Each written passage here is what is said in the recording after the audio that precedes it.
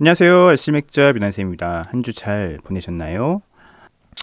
자, 오늘 우리가 너무 진도를 안 나가서 빨리 오늘은 좀 책 진도를 빼는 시간 좀 가지려고 하고요. 첫 번째 곡은 지올파크의 크리스찬 들려드렸고요. 맥주 뉴스 얘기를 좀 하나 하고 바로 우리 비어 딕셔너리 맥주에 대한 모든 것으로 넘어가도록 하겠습니다. 네, 크러쉬 인디에어 듣고 왔습니다. 자, 맥주 뉴스 얘기할 건데요. 제가 이것 때문에 오늘 아침에 KBS랑 인터뷰를 했어요. 그 가루 맥주, 분말 맥주 기사가 JTBC랑 YTN이 또 굵직굵직한 방송사에 나오는 바람에 뭐 저희 비어도슨트 포럼에도 올려주셔서 뭐 보긴 했습니다. 보긴 했는데 그냥 가볍게 넘어갔거든요. 아니 뭐 재밌는 시도네 이러고. 근데 KBS에서 인터뷰가 와가지고 또 스터디했잖아요. 그래서 독일에서 분말을 넣으면 맥주가 되는 그런 거를 지금 발명한대요. 아직 나온 건 아니에요. 보니까 2023년에 나올 예정이다. 뭐 이런 기사예요.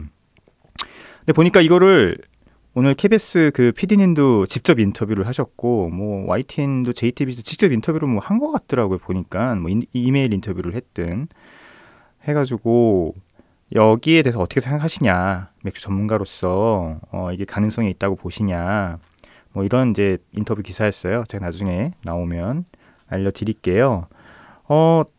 그래서 제가 또 다 봤죠. 네, 한국 이제 기사만 보면 안 될 것 같아서 독일 사이트로 들어가서, 또 제가 독일 쪽도 지인이 있잖아요. 독일 사이트로 들어가면 한국말로 번역이 되거든요. 그런 거 볼 수 있는데 유튜브는 이제 번역이 안 되기 때문에 제가 독일 또 지인이 계셔서 유튜브 보내드리고, 얘는 뭐라 그러는 거냐 도대체 이러고선 결론부터 얘기하자면 이런 거예요. 여기 이제 기사 내용으로는 독일에서 물에 분말을 넣고 저어주기만 하면 라거, 필스너, 흑맥주 등 다양한 맥주를 만들 수 있다고 한다. 이 독일 회사 이게 노이젤러 클로스터 브로이라는 곳이에요. 노이젤러 클로스터 브로이에서 여기가 수도원 맥주인 것 같아요. 클로스터 브로이라고 하니까 여기서 뭐 이런 분말을 물에 섞으면 맥주가 되는 뭐 그런 것들을 개발을 하셨다고 했는데, 그 이유는 뭐냐면 45g짜리 하나면 맥주가 나올 수 있는데, 뭐 똑같은 맥주인데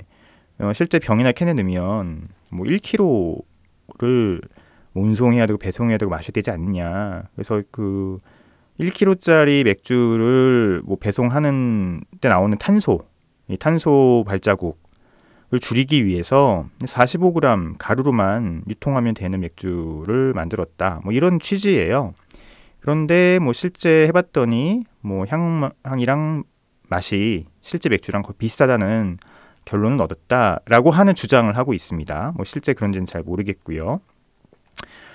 뭐 그렇게 해서 이 가루 맥주가 우리 지구의 탄소 배출량을 크게 줄일 것이다. 뭐 이런 식의 얘기를 하고 있고, 일단 당장 나오는 거는 무알코올 맥주이고 앞으로 알코올과 탄산이 들어간 것도 만들어서 획기적으로 바꿔버리겠다, 맥주 산업을. 뭐 이런 거예요. 뭐 관심이 가는 그런 기사죠. 뭐 그리고 그럴 수 있다고 봅니다. 그럴 수 있다고 보는데 뭐 실제 이게 맥주 산업 전체를 바꿀 것이다라고는 생각하지 않아요. 개인적인 생각입니다. 생각하지 않고요. 뭐 오늘 KBS 인터뷰에서 좀 자세하게 얘기했는데, 일단은 이제 여기서 나오는 맥주의 향미가 실제 맥주를 압도할 것인가, 요거는 좀 두고 봐야 될 것 같고요. 두 번째는 근데 맥주의 향미는 비슷하다고 하더라도 그 밖에 여러 가지 것들, 예를 들어서 뭐 탄산, 알코올, 뭐 시음 온도 이런 것들 맞추는 것이 과연 가능할 것이냐. 최종 결과물이 우리가 흔히 즐기고 느껴왔던 그런 맥주와 비슷할 것이냐, 더 좋을 것이냐, 이건 아직 검증되지 않았거든요. 그런 부분이 조금 검증이 돼야 될 것 같고, 두 번째, 편의성 자체는 굉장히 큰 장점, 뭐 더 좋게 생각하면 환경적인 문제도 뭐 고려할 수 있는 그런 제품이긴 한데, 그럼 편의성 외에 만약에 비슷한 향미인데 가격이 더 비싸다, 그러면 솔직히 얘기해서 상품적으로는 선택받을 가능성이 좀 적다. 혹은 그러면은 향미적으로 좀 떨어지더라도 원래 일반 맥주보다 가격이 훨씬 싸다. 뭐 그러면 좀 가능성이 있을지 몰라도 대중화되긴 힘들 것이다 라는 생각을 했고, 더 큰 문제는 이게 규제에 걸려요. 그 국내 주세법의 허들을 넘을 수가 없다. 이게 가장 큰 문제죠. 우리는 맥주를 생각하는 우리의 어떤 이상향이 있잖아요. 뭐 이상향 아니면 우리가 생각하는 어떤 그런 모습들이 있는데, 실제 맥주 산업에서는 맥주는 주세법에 의해서 규정되고 있습니다. 맥주란 어때야 된다고 주세법이 규정하고 있어요. 심지어 들어가는 재료까지, 재료의 양까지 어떤 일부 뭐 재료에 한해서는 규정이 되어 있거든요. 그러면 이 가루 맥주, 분말 맥주가 만약에 대단한 국민적 편익이나 국민의 건강을 증진시키는 상품이라고 하면 국가에서 이 주세법에 규정되어 있는 맥주의 내용을 변경해서 이 분말 가루도 맥주를 승인할 수 있겠죠. 그런데 이건 술이잖아요. 술은 그럴 가능성이 없어요. 국민의 건강을 증대시킨다거나 국민의 편익을 굉장히 올려줄 수 있는 상품이 아니에요. 규제 상품이란 얘기죠. 결국 알코올이 들어간 상품이기 때문에. 그럼 국가에서 왜 국민 건강 증진에 도움이 되지 않는 상품을 굳이 법까지 바꿔가면서 이거를 이 분말 맥주를 인정해 줘야 돼? 그럴 이유가 없어요, 국가에서. 그쵸? 또 하나 세금 문제인데, 지금 맥주에는 종량세가 부과되고 있잖아요. 리터당 한 850원 정도 되는데, 그럼 분말 가루는 세금 어떻게 매길 건데? 그럼 이 분말 맥주 때문에 세금 체계를 또 다 바꿔야 돼?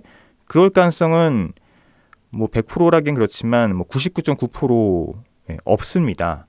그래서 이 분말 맥주가 모르겠어요. 독일에서는 뭔가 상용이 될 수 있을지 몰라도 국내에서는 현실적으로 굉장히 힘들지 않겠느냐 이런 얘기를 했고, 또 하나는 이제 맥주 문화를 좀 얘기를 했거든요. 우리가 맥주를 마시는 게 알코올 섭취를 위해서 마시는 게 아니잖아요. 뭐 알코올 안 먹어도 되잖아요, 솔직히. 알코올 섭취를 위해서 마시는 게 아닙니다. 맥주를 둘러싼 혹은 술자리를 둘러싼 여러 가지 문화적인 것들을 누리려고 우리가 술이라고 하는 것을 마시는데, 무슨 예전에 배고프면 알약 하나 먹으면 배부르는 것처럼 뭐 그런 상상 했었잖아요, 예전에. 그런 것처럼 뭐 가루 넣어서 훅 마시면 알코올 섭취한다. 이거는 솔직히 이제 맥주 문화랑은 상당히 좀 동떨어진 얘기이기 때문에 문화적인 측면, 경제적인 측면, 뭐 법적인 측면에서 조금 힘들 것 같다. 좀 그렇게 얘기를 했습니다. 저는 이렇게 생각합니다. 알코올, 뭐 탄산 같은 경우는 뭐 그 발포 비타민 같은 거 있잖아요. 그런 거 넣으면은 해결이 되겠지만 그런 형태로 알코올은 어떻게 구현할 건지 모르겠어요. 알코올을 분말 형태로 만들 수 있다고? 모르겠습니다. 어떻게 그게 가능하지? 좀 궁금하고요. 이 미국에서 그 알코올을 고체 형태로 만든 게 있었대요. 근데 역시 미국에서도 그걸 승인해 줄 이유가 없어요. 그 알코올의 오남용을 일으킬 수 있는 물질이거든요. 그걸 왜 미국에서 승인해 줍니까? 그래서 결국은 승인 안 했다는 얘기가 있는데 마찬가지예요. 이게 알코올이 가루 형태로 나오는 상품을 국가에서 승인해 줄 이유가 없습니다. 알코올의 오남용, 음주 습관의 어떤 뭐 문제점 이런 것들을 유발하는 일을 국가는 안 하겠죠. 그래서 아이디어는 좋으나 현실적으로는 이래저래 해서 좀 안 될 것 같다라는 얘기를 좀 전했습니다. 자, 노래 듣고 와서 네, 이거 들어오면 한번 마셔볼 거냐고요? 예, 마셔봐야죠. 그런데 글쎄요, 제가 양조를 하는 입장에서 그렇게 쉽지 않을 것 같습니다. 실제 맥주를 따라 하기에는. 노래 듣고 와서 우리 맥주에 대한 모든 것 계속 얘기를 해보도록 하겠습니다. CK PH1 김하원의 미앤배 듣고 왔습니다. 자, 우리가 저번 시간까지 바디에 대해서 얘기를 했고요. 보일 얘기를 좀 하려고 해요. 끓임이죠.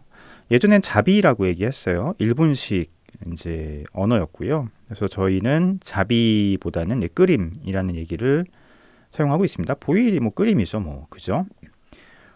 당화와 스파징을 통해 곡물로부터 유용한 모든 것을 추출해낸 결과물인 맥즙은 다음 단계에서 끓여진다.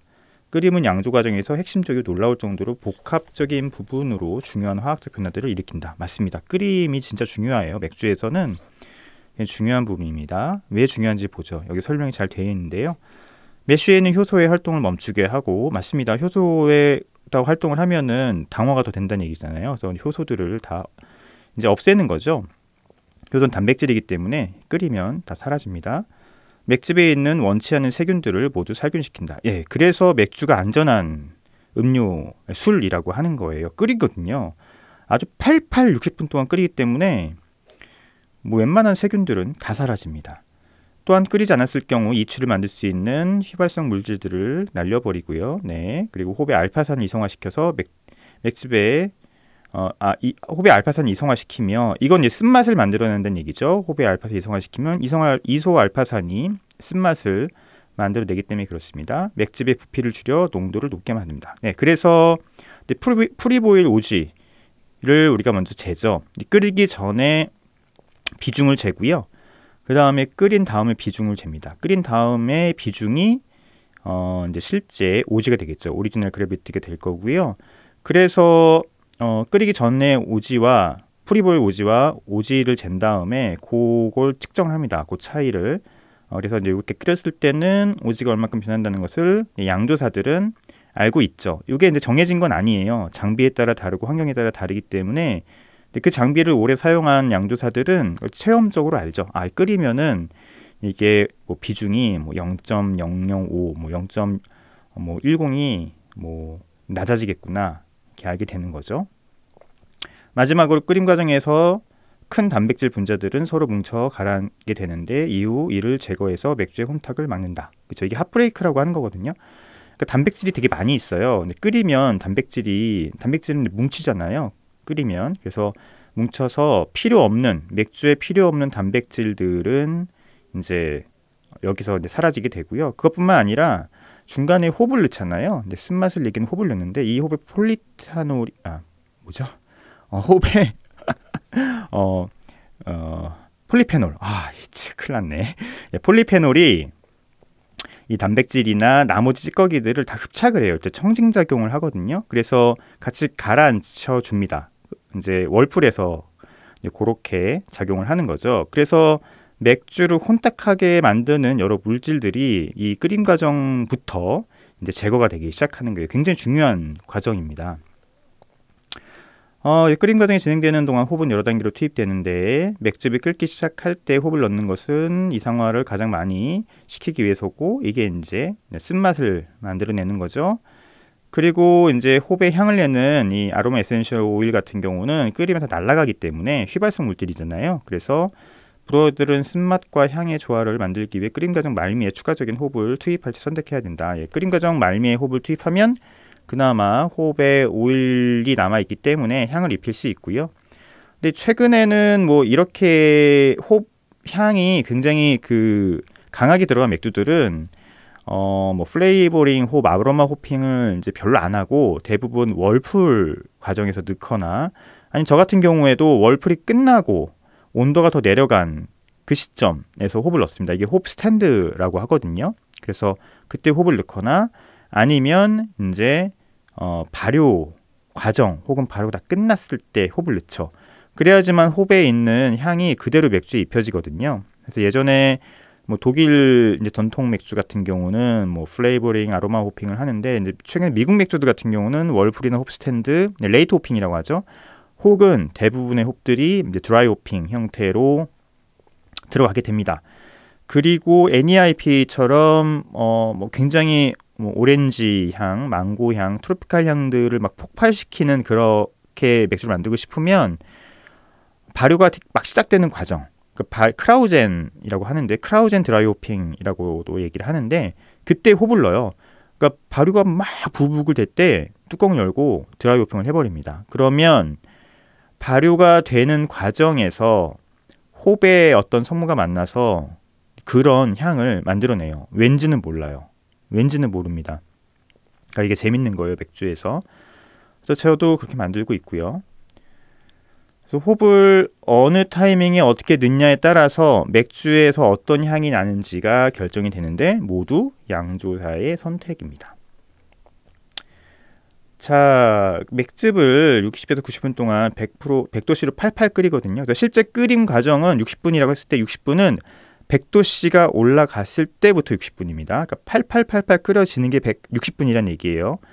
90분 같은 경우는 이제 대부분 독일에서 했던 거고 60분은 미국에서 하는데 뭐 최근에 이것도 정해진 게 없어요. 그냥 내가 만약에 뭐 스타우트를 만드는데 그 스타우트에서 초콜릿 향이나 뭐 이런 향들이 좀 강하게 나기를 원한다.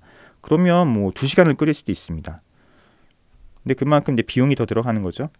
이 시간 동안 맥즙의 부피는 줄어드는데 감소량은 끓임조의 모양이나 배치 구조에 따라 달라진다. 예, 이게 달라져요. 그래서 그 끓임조에 따라서 이것들을 양조사들이 다 경험적으로 알아놓습니다. 물론 이제 뭐 굉장히 이게 정량화가 잘 된 장비들 같은 경우 너무 편하겠죠. 얼마큼 넣으면은 끓이면 얼마큼 날아가고 그랬을 경우에 맥주 부피가 얼마큼 줄어들고 오지가 얼마큼 줄어든다. 이게 그냥 계산으로 나오는 그 장비들도 있겠죠. 좋은 장비들. 근데 저처럼 정말 그 크래프티한 장비들, 정말 양조사의 손에서 모든 게 결정되는 장비를 갖고서는 맥주를 만드는 사람들은 경험으로만 알 수 있습니다. 이게 끓임 과정이고요. 근데 밑에 보면은 보일 케틀이 나와요. 근데 끓임조죠. 끓임조. 예전엔 자비조라고 했는데 저희는 끓임조라고 번역을 했습니다.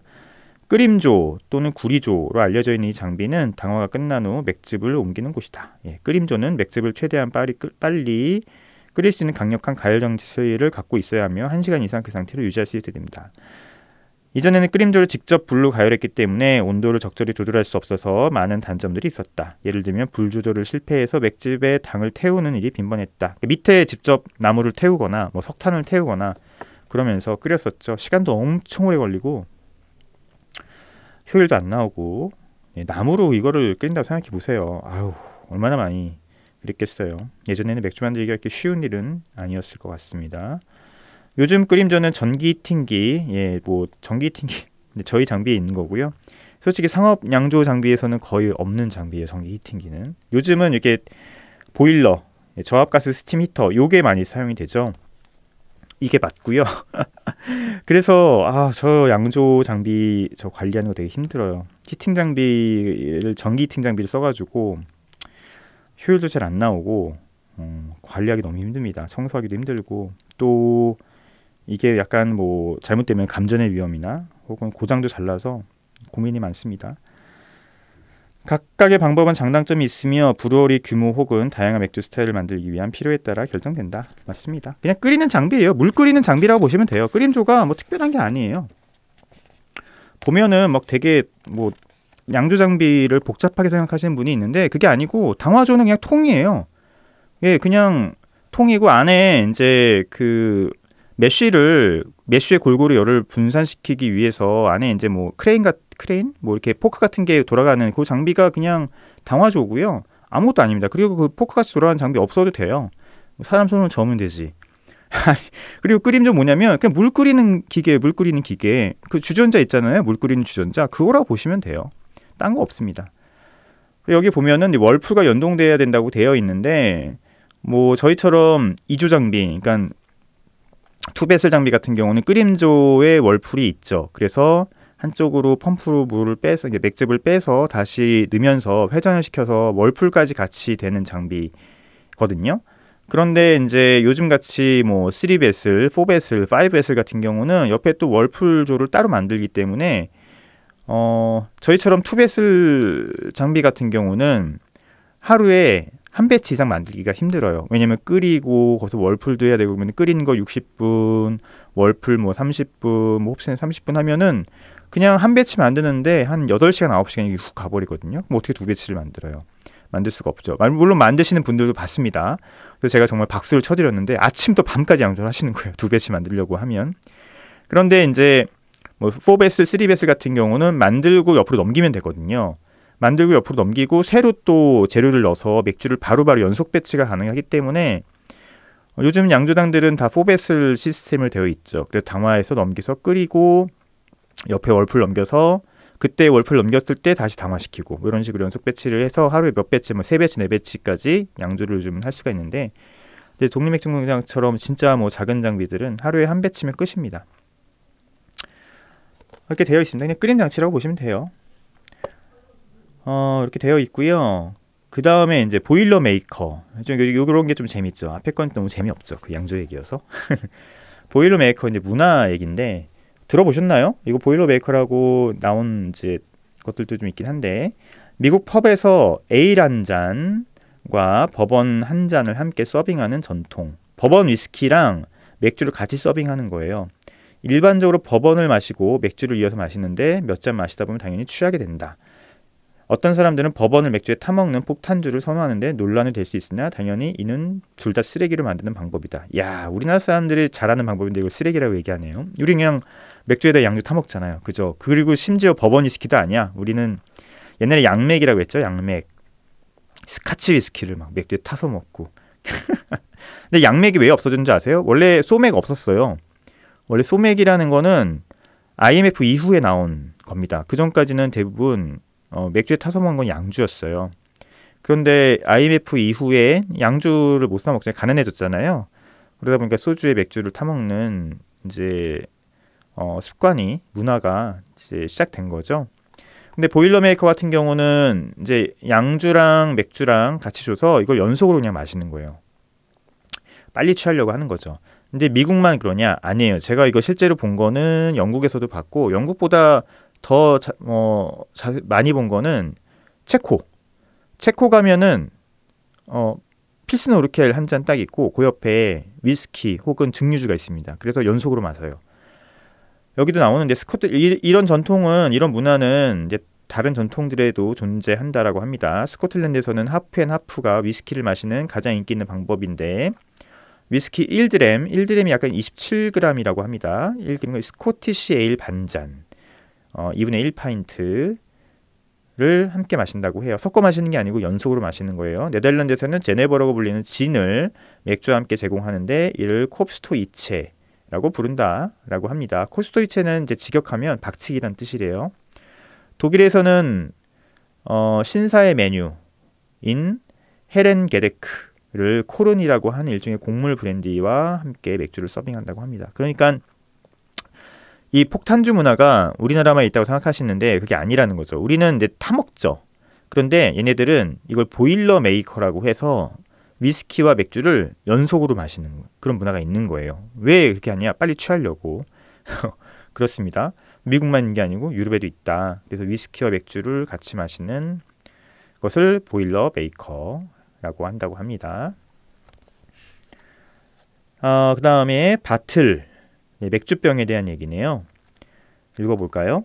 유리병은 거의 맹목적으로 숭배하다시피 우리의 맥주 문화에 깊이 배어 있다. 역사적 사실들이 맞다면 전 세계 몇몇 지역에서는 적어도 400년 동안 유리병으로 맥주를 마셔왔다. 저도 그 굉장히 오래된 독일 맥주병이 하나 있어요. 되게 오래된 거예요. 19세기 거라고 제가 알고 있는데 게다가 스윙 탑으로 되어 있는 맥주병이거든요. 맥주병은 진짜 오랫동안 유리병은 맥주 문화에서 오랫동안 유지되었던 게 사실이죠. 초창기에 병은 깨지기 쉬웠고 모양이 일정치 않았으며 탄산을 주입할 때 압력에 의해 터지기도 했다. 제가 나중에 여기 혹시 뭐 유리 글래스에 대한 얘기가 있을지 모르겠지만 언제부터 인간이 유리를 썼을까요? 엄청 오래됐습니다. 엄청 로마 시대 때도 유리가 있었고요. 뭐 중국도 그렇고요. 유리는 굉장히 오래전부터 인간이 써왔던 재질이에요. 그렇기 때문에 유리로 된 재질로 술을 마시는 게 뭐 최근의 일이다 생각하시면 안 되고요. 엄청 오래 그 대형박물관 같은 데 가시면 그리스 로마 관에 가면 굉장히 아름다운 유리잔으로 되어 있는 술잔들하고 물잔들이 있어요. 그러니까 유리 재질로 음료를 마신 것은 굉장히 오래전 일이고요. 물론 뭐 귀족계층, 왕족계층의 하나는 일이겠죠. 유리가 맥주잔으로 쓰이게 된 것은 이거는 추정인데요. 제 개인적인 추정이에요. 제가 자료를 조사하다 보니까 이거는 뭐 학술적인 조사는 아니고 제가 그냥 자료를 조사하다 보니까 16세기부터 우리가 지금 알고 있는 맥주잔의 모양으로 유리가 사용되고 있더라고요. 그리고 대부분 그 유리잔에는 어떤 그 코트 오브 암이라고 하죠. 그 가문의 문양들이 새겨져 있어요. 그러니까 귀족들이나 왕족들이 맥주를 마실 때도 16세기경부터는 유리잔을 좀 쓰지 않았을까라는 생각이 들고 1600년도에 네덜란드의 바로크 풍의 그림들을 보면 농민들이 유리잔으로 맥주를 마시는 모습들을 볼 수 있어요. 네덜란드는 뭐 그때 워낙 최전성기였죠. 그러니까 이게 유리잔으로 유리잔으로 와인을 마시는 건 굉장히 오래된 전통인데 유리잔으로 맥주를 마시는 거는 아마 16세기부터가 아닐까라는 개인적으로 생각하고 있습니다. 병 얘기가 또 다른 데로 빠졌네요. 자, 초창기에 병은 깨지기 쉬웠고 모양이 일정치 않았으며 탄산을 주입할 때 압력에 의해 터지기도 했다. 요게 문제였죠. 그죠? 아이러니하게도 맥주병은 에일 순수주의자들에게 어지간히 냉소의 대상이었는데 그들은 유리병이 맥주를 더럽게 만든다고 주장했다. 유리를 만드는 틀과 왕관 캡, 병뚜껑이죠. 그리고 돌려서 딸 수 있는 기술들이 발달하면서 맥주병은 더욱 편리해졌다. 그 캡 있잖아요. 왕관 캡. 그것도 맨날 이산화탄소에 터져가지고 발명을 했는데 그게 그 주름이 개수가 있대요. 그 개수로만 돼야지만 이게 안 터진다고 하더라고요. 되게 신기하죠. 그리고 그것도 발명된 얘기가 있습니다. 가성비가 좋은 대안이 되었다. 그러나 놀랍게도 20세기 초까지 맥주병은 틈새 상품에 불과했고 1960년대 초에 들어서야 급격하게 성장하기 시작했다. 그러네요. 그때는 아직 케그와 캔이 맥주병의 시장의 점유율을 잠식하기 이전이었다. 오늘날 유리병은 지역과 스타일에 따라 다양한 모양과 크기로 만들어지고 있다라고 합니다. 쭉 넘어가고요. 그리고 이제 여기 보시면 재밌는 게 이제 국가에 따라서 맥주병의 모습도 다르다. 이거 신기하죠? 독일의 맥주병, 영국의 맥주병, 벨기에 맥주병이 조금씩 다 다릅니다. 특히 벨기에 맥주병들이 굉장히 재밌는 특징들을 많이 갖고 있죠. 벨기에 브루어들은 330ml 스테이니, 이게 스테이니라고 하는 이름으로 불리는 맥주잔이거든요. 바디가 뚱뚱하고 뭐 그런 거예요. 두벨 있죠, 두벨. 예, 벨기에 두벨 맥주 같은 잔을 우리가 스테인이라고 합니다. 또는 기품 있는 샴페인 스타일의 병도 자주 사용한다. 그쵸? 요거는 프랑스에 또 영향을 받아서 그렇고요. 또한 많은 독일 맥주들은 NRW, 노드라인, 베스트팔렌 스타일로 만든 병을 사용한다. 독일 맥주병들 보면 또 특징들이 있잖아요. 전형적인 독일 맥주를 담는 병들. 그렇게 맥주병이 그 나라의 맥주의 또 정체성을 또 알려주는 역할도 한다는 거죠. 비록 유리병이 깨지기 쉽고 운송하기도 비효율적이며 마시기도 어렵고 내용물을 보관하는데 특별히 좋지도 않다는 것을 알지만 모양이 예쁘고 우리가 전통을 지키고 있다는 느낌을 갖게 하니 아마 맥주병은 한동안 계속 될 것이다. 그쵸? 이거예요. 그러니까 지금 요즘에는 환경 문제 때문에 캔이 많이 사용되고 있죠. 알루미늄 캔이. 맞습니다. 그리고 저도 환경을 생각한다면 알루미늄 캔을 사용하는 게 맞다고 봐요. 근데 이 맥주병이 갖고 있는 그 특유의 아름다움, 그 다음에 그 맥주라는 정체성이 참 극복하기가 힘들어요. 그래 놀라운 게 우리나라에서도 똑같은 맥주인데도 캔으로 하면 우리나라 사람을 되게 그 뭐랄까요, 저가라고 봐요. 저가. 그런데 똑같은 맥주인데 병으로 나오잖아요. 그러면 프리미엄 제품으로 봅니다. 그래서 펍에서 유통, 그 도매 쪽 유통하는 펍 같은 곳에서는 캔 제품 유통화시키지 않죠. 다 병 제품 시키는 거예요. 이런 거 이런 생각 안 해보셨어요? 아니 왜 똑같은 맥주인데 어떤 건 캔으로 나오고 어떤 건 병으로 나오지? 그냥 다 캔으로 나오면 되는 거 아니야? 그리고 편의점에 들어가는 맥주들은 내 캔 10,000원이잖아. 근데 병 제품은 없지? 이게 굉장히 재미있는 지점이에요. 그러니까 캔으로 들어가는 맥주들을 우리나라 사람들이 싸구려로 보는 거예요. 저가 제품으로 보기 때문에 비싼 돈 주고 사 먹으려고 하지 않아요. 그런데 병 제품은요, 그렇지 않거든요. 그러니까 이게 심미적인 부분인 거죠. 그래서 참 이게 아이러니한 부분이고, 이 양조사들이 내 제품을 좀 고급스럽게 팔고 싶다라고 하면 여전히 병입을 선호합니다. 병 제품은 사라지지 않는 거예요. 병이 재활용이 되느냐? 재활용이 되지 않습니다. 병은 재사용이 될 뿐이에요. 그래서 오비나 하이트의 병들은 다시 수거를 해가서 안에 세척을 하고 소독을 하고 다시 사용을 하는 거예요. 그러면 수입 맥주 병들은요 다 파쇄됩니다. 이거 다시 부셔가지고 녹여가지고 다시 유리로 재활용한다고 생각하시는 분들이 계신데 사용할 수가 없어요. 그래서 솔직히 말씀드리면 병으로 맥주를 마시는 거는 환경에는 좋은 일은 아니다. 알루미늄 캔으로 마시는 게 환경을 생각하신다고 하면 더 좋다. 그리고 맥주의 품질 측면에서도 캔 제품이 조금 더 병 제품보다는 나을 수 있는데 그 빛 때문에 그렇고요. 그런데 또 그게 또 캔이 100% 좋으냐? 또 그렇지도 않습니다. 맥주 스타일에 따라서 예를 들어서 바틀 컨디셔닝 하는 맥주들 있잖아요. 벨기에 맥주들이라든지 그런 맥주들은 캔에서는 그걸 할 수가 없어요. 그러니까 바틀 컨디셔닝을 하는 맥주들 병에서 숙성이 이루어지면서 더 향미가 배가 되는 혹은 독특한 향미를 만들어내는 맥주들에 한해서는 또 병 제품이 훨씬 낫습니다. 캔 제품보다. 이게 조금 각각의 특징이 있는 거죠. 그래서 병이 환경 때문에 모두 사라질 것이다. 그렇게 생각하진 않습니다. 시간이 한 8분 정도 남았는데 다음에 우리가 얘기할 게 브레타노마이세스거든요. 브레타노마이세스 하면 오늘 시간이 마무리 될 것 같은데 그래도 오늘 많이 했죠? 예, 오늘 많이 했습니다. 브레타노마이세스, 뭐 문자 그대로 번역하면 뭐 영국 효모 브리티시 이스트인 브레타노마이세스. 이 브레타노마이세스 브렛이라고 하는 단어가 브리튼에서 왔어요. 왜냐하면 이게 영국 맥주를 오염시키는 가장 골치 아픈 녀석이었거든요. 그래서 이게 어떤 녀석인지 몰랐어요. 도대체 뭐 때문에 우리 영국 맥주가 이렇게 이런 향이 나는 거야? 맨날 우리가 원하지 않는 향이 나는 거야? 했는데 나중에 알고 봤더니 이 녀석이었던 거죠.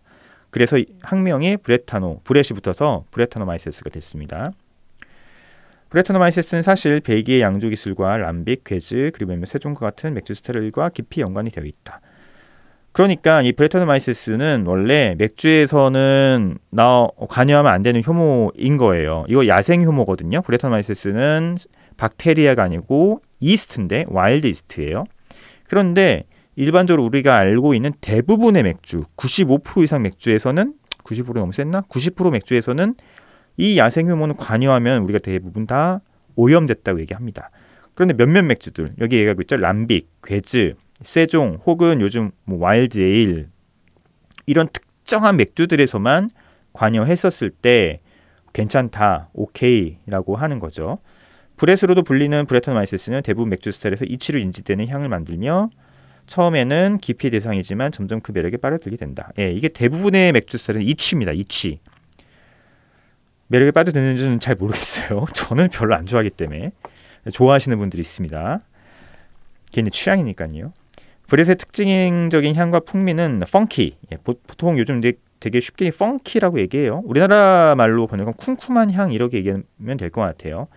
뭐 볏짚, 젖은 말한장 이렇게 얘기하는데 조금 더 좀 전문적인 용어로는 바니아드라고 보통 얘기하고 뭐 스웨티라고 보통 얘기합니다.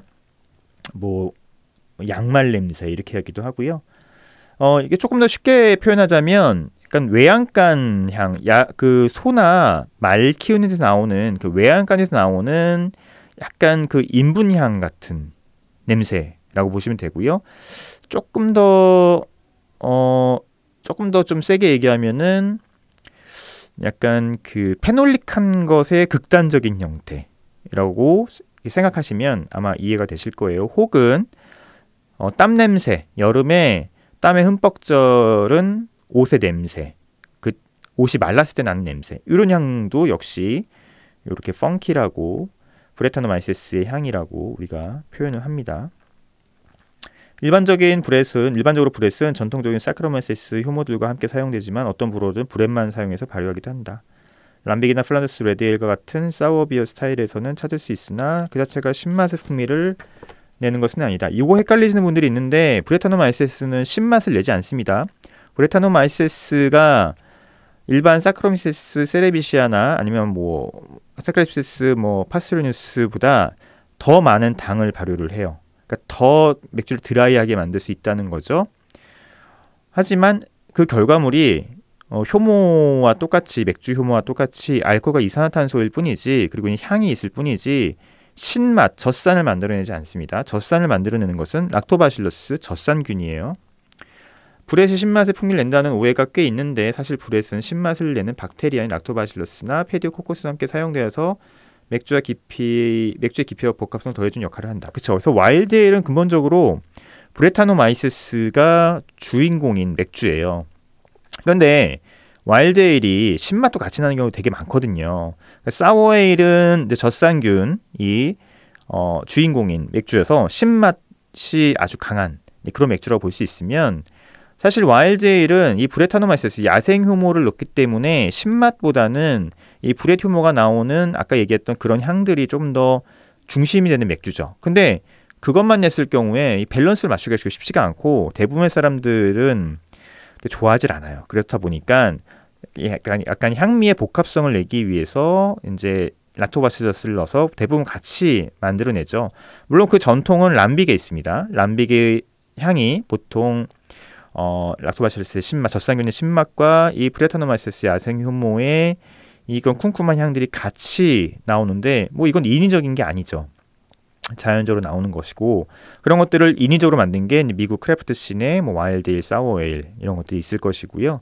그리고 솔직히 가장 이 와일드 에일의 또 이 뭐랄까요, 시작은 오르발 같은 곳이라고 할 수 있어요. 오르발은 벨기에 트라피스트 맥주이죠. 거기는 일부러 브레타노마이세스를 접목을 시켜서 거기 신맛이 안 납니다. 하지만 브레트 향이 나오죠. 그래서 이제 와일드 에일의 시초라고도 우리가 좀 볼 수 있을 것 같고요. 그래서 브레타노마이세스는 세균이 아니라 야생 효모다. 그리고 일반 효모가 내지 않는 뭐 이런 조금 향들을 내는데 특정 맥주에서만 오케이고 대부분 맥주에서는 이취로 간주를 한다 라는 것. 그리고 일반적인 맥주 효모보다는 더 많은 당을 발효한다 정도를 알고 계시면 될 것 같아요. 자, 시간이 다 됐고요. 오늘 노래 마지막 음악 들으면서 오늘 시간 정리하면 될 것 같습니다. 좀 옛날 노래 한번 틀어볼까요? 자, Fly to the Sky의 Sea of Love 들으면서 오늘 시간 마무리하겠습니다. 건강하시고요. 다음 주에 또 뵙도록 하겠습니다. 안녕히 계십시오.